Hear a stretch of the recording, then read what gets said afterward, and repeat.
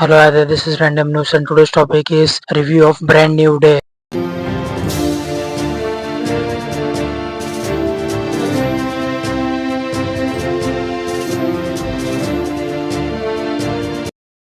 Alright, I have just came out of watching the Brand New Day and I gotta say wow, this is tremendously phenomenal and the drama they have built in this movie was insane. First of all, I ain't gonna compare it to all other previous Spider-Man movies on they're all great in their own way. Whether it's last three Storm movies or Tobey's or Andrew Spider-Man films, I gotta say Storm's redemption of playing both Peter and Spidey though I've never complained since day one, since day freaking one, especially where we see him snatching Cap's shield in Civil War and experiencing Spider-Man's entry in theater the very first time where the airport battle held in. I was like finally, even though it in Andrew, but I was okay since they've got the Spidey in the MCU somehow, as it was a dream of my and all the fans out there. Literally from all Marvel movies fans, comics fans or TV shows, animated figures, characters, canon events, etc. It was a really joyful moments. Basically, I'm saying I was always fine with Tom Holland's Spider-Man, but some people does have issue over the years towards him, as some of the reason was that why Spider-Man always needs a mentor every time, like RDJ's Tony Stark in Homecoming or Doctor Strange in No Way Home, Tobey in No Way Home. That's not the thing. It's actually Disney's Marvel days with Sony to always use MCU characters in every Spider-Man films, like Hulk, Nick Fury, Maria Hill, the Punisher, etc.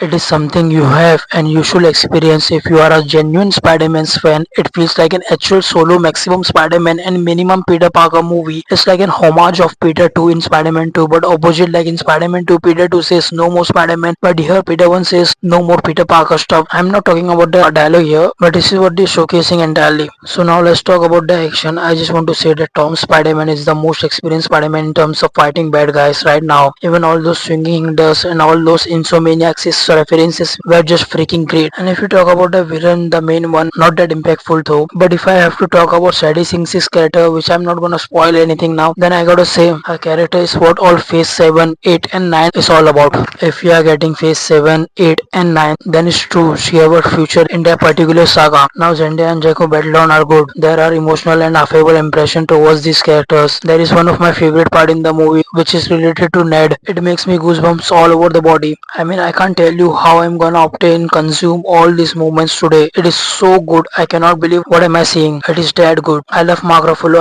I look up to all his movies every time. Still he's my favorite Hulk. And trust me, he got the redemption with that not so nerf Hulk by the Russos. Yes, we will see the Savage Hulk back, guys. And now about John Bernthals' Punisher, for the people who were complaining about him being goofy and laughing in one of those TV spots earlier. So I gotta tell you all, Peter can curb everybody else's depressions, as he and Thor are the top tier characters who lost everything. Loki and Wolverine comes after. Peter Parker or Thor are the only few characters in MCU can make every other depressed, emotional or sad character laugh, and is definitely not Deadpool because he pisses off people. I'm just glad that we have the Defender saga in the MCU, the X-Men in the MCU, then the Fantastic Four, or now the Ghost Rider in the MCU. The universe is just keep expanding. Although I do want Agents of Shield characters in MCU like Grant Ward character or Hive character, played by Brad Dalton. We've already seen Phil, but still, yes, I also know he's dead bro. But this is a freaking multiverse. Anything can happen now. Same goes with the Inhumans. I personally liked it so thus this was my Brand New Day review. Sorry for the accent.